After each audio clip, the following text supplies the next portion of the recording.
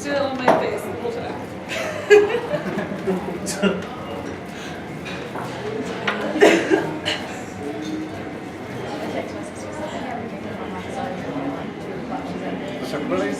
Yeah, I think so. We'll have some of these other servers kind of stopping in as they're serving. Yep, that's fine. Hello everybody, I'm Chance. I'm the wine geek for today. I work for Crossroads Distribution. We're a small Indiana-only distributor, so we mostly focus on like family-owned brands and family-owned projects, which these conveniently fit within that realm. So we're going to talk about two different California Chardonnays that are done in distinctly different styles. And then also an Oregon Pinot Noir, which all three of which are new to you guys' list. So we're going to start off with custard Chardonnay here. Pass that around. Any wine tasting? Yeah, you're more than welcome to participate in the wine. Okay, you don't have to. Here's a little info for you if you want to know.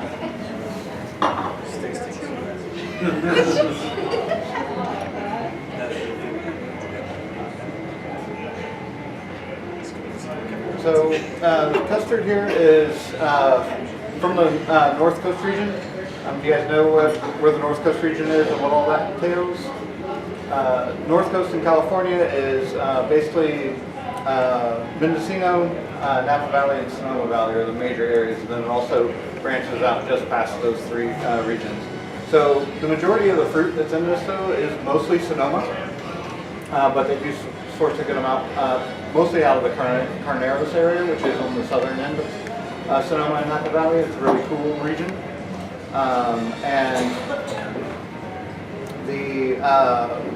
but it's produced by Donnie Sebastiani. The Sebastiani family is kind of were staples in the Sonoma Valley for a really long time. But they about, what is it now, 8 to 10 years ago or so, they sold their family brand and their name along with it to a company called Gallo, and they had, after that point, broken off and started doing individual projects. So this is from the son, Donnie Sebastiani Jr. And so his inspiration for this wine, oddly enough, is glazed donuts for Sunday morning. This wine's basically produced with like full-blown Californian style, which is traditionally using oak and malolactic fermentation. Is anyone familiar with what malolactic fermentation is? Okay, there's lactic acid and there's malic acid. Okay, malic acid is found in like cream and milk. Lactic acid is found in like apples or citrus fruit. So there's a process called malolactic fermentation where you basically convert lactic acids into malic acids to add a creamier, smoother mouthfeel. So to put it in the wine world anyway, Sauvignon Blanc, really bright, crisp, very, very, very low on mallow acid. It's much more lactic acid. Vice versa. I mixed that up. Malic acid is the bright citrusy, lactic acid is the creamy mouthfeel. Lactic acid is what gives it that soft, creamy, richness to the wine. So go ahead and look at it, smell it, taste it, and tell me what you think.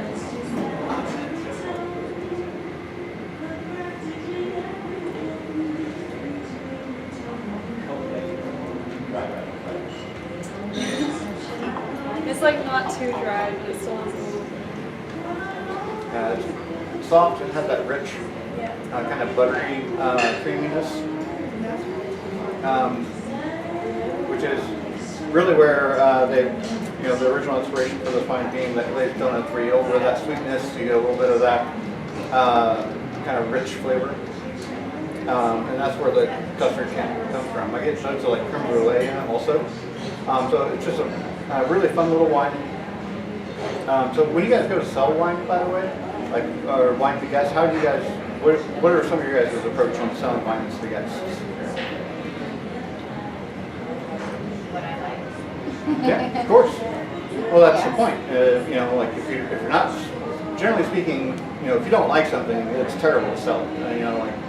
It's near impossible because it'll show in your presentation, it'll show the way you choose to discuss it. But if you like something, you get excited about it. Therefore, your guests are going to understand that and reflect upon it and go, okay, that person's really into this. Maybe I should give it a shot. Why do you say that? Because I'm a vegetarian, but I sell a lot of meat. Yeah. Well, that's mostly because you like the price point on most of the meat dishes and you appreciate your tips. I'm excited about that. I get it. The main reason to be excited about serving tables is money. Plain and simple. So, when you get an avenue to be able to make money, I'll look this way. I waited tables for about 10 years. And when I worked at Scholars Inn on Massachusetts Avenue, and then after that I worked at Morton Steakhouse downtown. And what really kind of caught the line bug for me, or what created my interest in it, was that from my first year serving tables at Scholars Inn to my second year serving tables at Scholars Inn, I basically gave myself a $4,400 raise that year. And the reason being, it's not like I made any more money really at all. My hourly didn't change, that's for sure. Now, granted, I worked there a little bit longer, so I started getting a little bit more private parties or that kind of thing. So that had some influence, but not a lot. The main thing was I learned just enough about wine to sell bottles to as many tables as I possibly could. So when I approached the table, my assumption was you guys are buying wine tonight, plain and simple. And I would approach with either, we did daily specials there, but if you guys don't do frequent specials, I just select an item or two off the menu that you know that you really, really like and that you can get behind, and then use that during your table greeting. Hey folks, how's it going? I would take your order in just a minute. By the way, here's a dish that I'm super excited about, and here's why. And you're going to sell much more of that than you will a lot of the other items on the dish, on the menu all night long. Well, that's an easy way to take your entree average up, $4 to $5 every single time you're at a table. And then from there, hey, if you like that suggestion of that entree, by the way, this wine here is perfect with it, and here's why. And then you give a little short description of the wine, and boom, boom, there, you just basically jump that person's check by $10. Do that to, half your guests throughout the day, you make more money. What would you say would be custard pairs well? I would do it with, if you do rich chicken pasta kind of dishes. I saw you had a fish sandwich on the menu. The fish would go really well with that. Most bird dishes and most seafood dishes will go well with, or anything that has kind of a rich creaminess to it, because it complements it really well.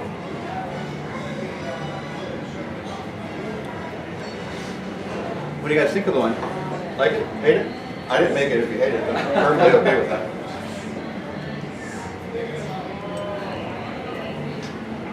So now that is more of the traditional, the custard's more of the traditional Chardonnay. So if you have guests that are like, oh, I like Kendall Jackson Chardonnay, this is an easy go-to for that. And that same kind of sweeter, oakier style. Now Hoopla here is a little bit different.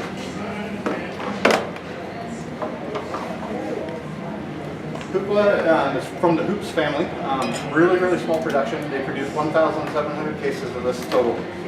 So to think about that in the grand scheme of wine, that's even less than one drop in a bucket. But it's just a small family-owned project. That's Dante on the label. He really was their vineyard dog for quite a few years. He passed away, but he's since been replaced by a couple of rescue dogs.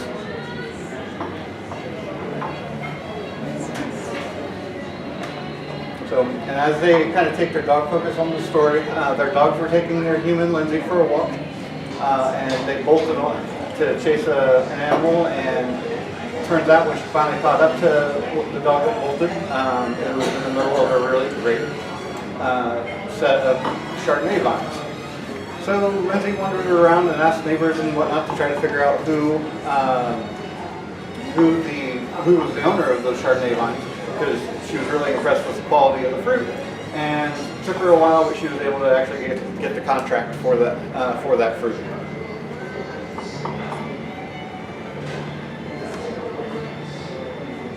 So Smell it, taste it, tell me what you think.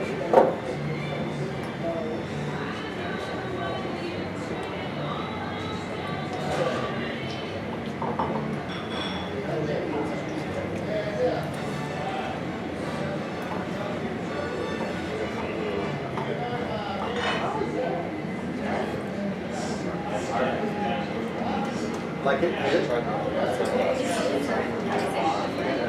Yeah, it's different than the first. The reason being, first and foremost, it undergoes less malolactic fermentation. There's a little bit of it, but not a lot. So that's why the acidity is a little brighter on the finish. It also sees next to no oak. It sees 10% oak, and that's actually neutral barrel oak. So only 10% of the juice sees that. Everything else stays in the same steel. Oak typically adds kind of like a vanilla type characteristic to wines, and contributes to that kind of smooth, creamy finish like what you got on the first one.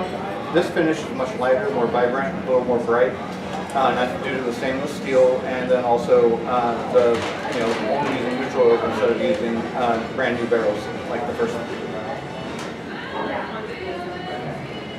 So a number of like the salad dishes that you guys have, this will go really, really well with. And also, again, any kind of seafood, this will be really nice and bright to go with. Chardonnay is the #1 selling white wine.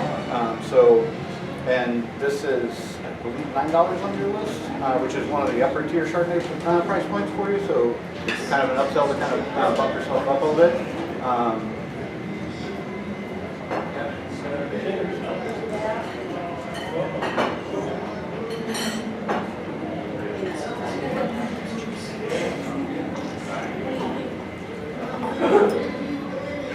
Any questions about this one, or what do you think? Is there a few things that... Yeah. It's a lot lighter. You're right though, about Yep. barrels 1%. Yeah, and with it being, and using the more neutral oaks and such is what balances that out also. The one other thing though to notice is, notice what happens in your mouth as this wine goes away. Like when it first washes out, before it dries, because it doesn't finish dry, but your mouth will kind of salivate right for a second, right before that dryness comes through. And that dryness is the acidity, just kind of cleaning things up, but that moment of salivation is also what comes from acidity. So like acid in wines helps make you salivate, and helps get your digestive system going, which is one of the main reasons why a lot of people like high acid wines with food, is because they make you want to reach for that next bite. In addition to that, the same thing applies when you're eating like fattier meals, be it cheeses, be it meats, whatever has like a chunk of fat to coat the palate. It makes a big difference on having wines with acidity. That'll kind of lead us into the next one. And I'll explain why acidity is great in wines while you eat.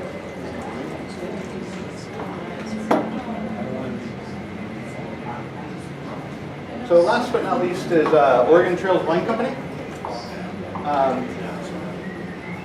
Oregon Trails Wine Company is a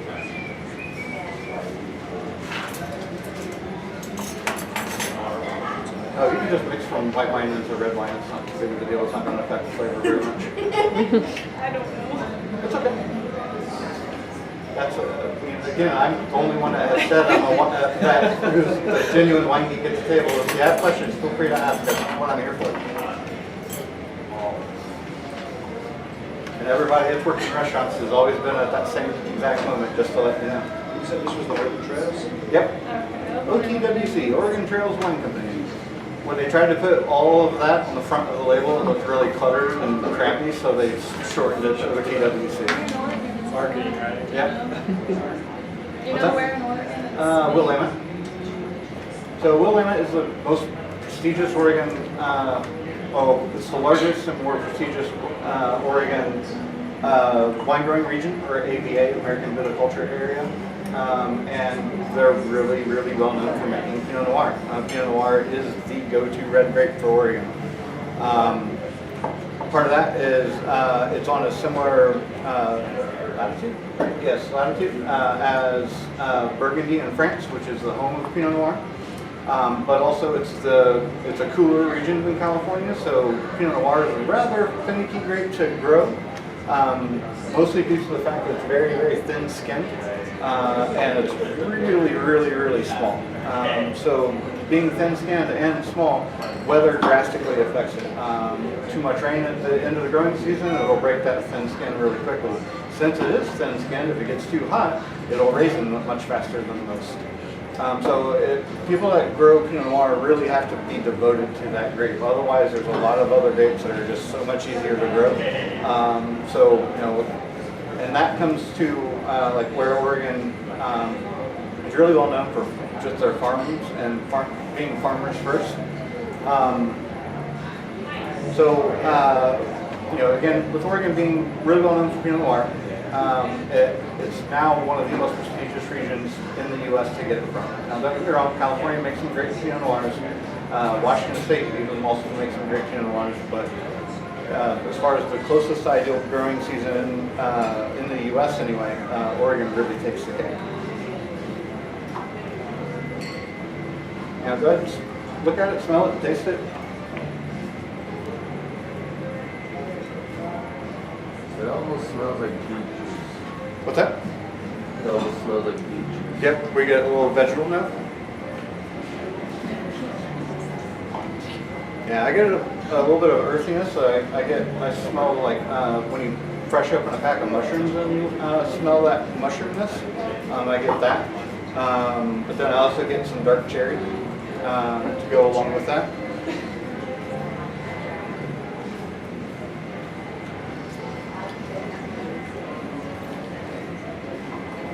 So how does this Pinot Noir compare to like other Pinots, like in body and? This one is on the bike person who might be on your list. This one's going to be a little lighter, a little leaner, and a lot more acidity. The other ones, like Miami, sorry, I'm going to have to knock Miami a minute. Miami, I understand why a lot of people love it. It's really, really rich and dark. That's mostly because they blend Syrah into it, so it's really not 100% Pinot Noir. It's not a bad wine at all. Don't get me wrong. It's not a bad wine. It's just not true Pinot Noir. Pinot Noir, again, being a thin-skinned grape, equates to not having a lot of, because skin equals color in wine. So thick-skinned grapes like Cabernet or Merlot have big, dark, rich, heavy colors. Syrah also has big, dark, rich, heavy colors. Pinot Noir, since it's very thin-skinned, even if you leave the skins in contact with the wine for quite some time, which these guys do, it's still, generally speaking, a lighter colored wine. So it keeps this wine goes great with filet or like lighter steaks. I wouldn't go ribeye with this wine by any means, but if you do filet, then that goes really, really well. Also with some heavier gamey or birds works out well. So if you guys do any duck or do anything that has like quail or anything that has a little bit of richness to it that way.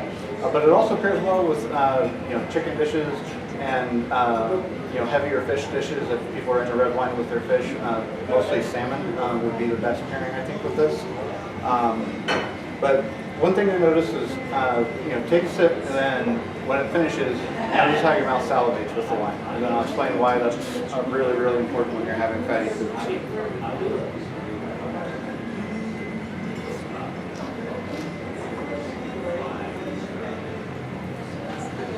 So you notice how you kind of salivate for a minute right afterwards. Again, that's the acidity, and why that's great. In addition to making you want to have another bite of food, so therefore it helps increase the chances you're going to get a dessert course, because the more people salivate, the more the body is digesting properly, and in addition to that, they'll be interested in more food along the way. It also helps with tasting food and like what food truly tastes like. So the main reason why people do red wines, traditionally anyway, why people do red tannic wines with big heavy steaks, or do high acid wines with like fillets or anything that's a little bit leaner, is that it basically wakes the palate back up. For those of you that are omnivorous, next time you have a piece of meat and next time you have a big chunk of cheese that's nice and rich and creamy, like if you do double creams or anything like that, you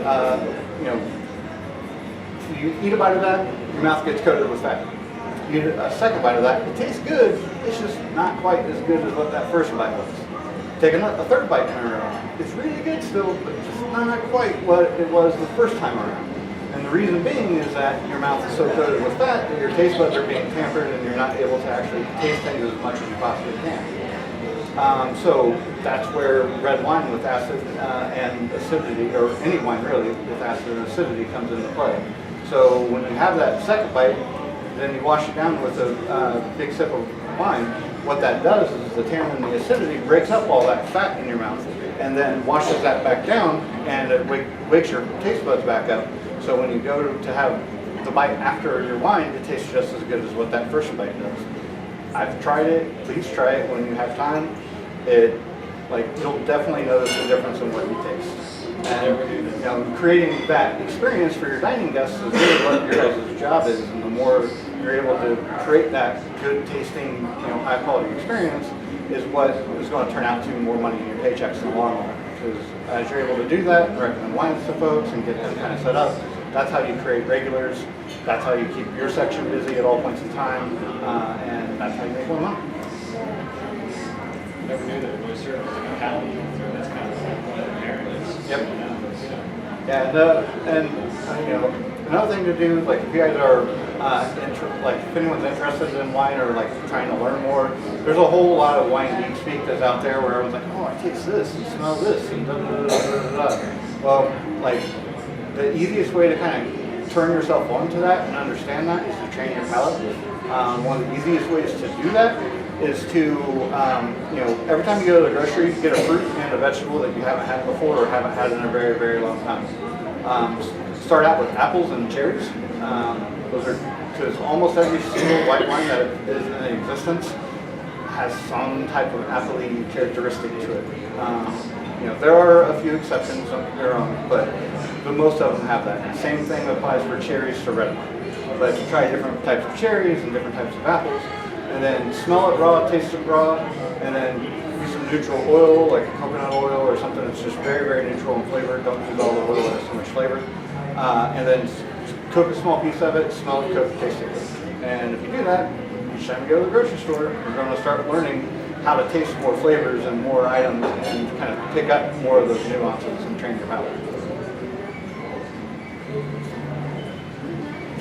Anyone have any questions?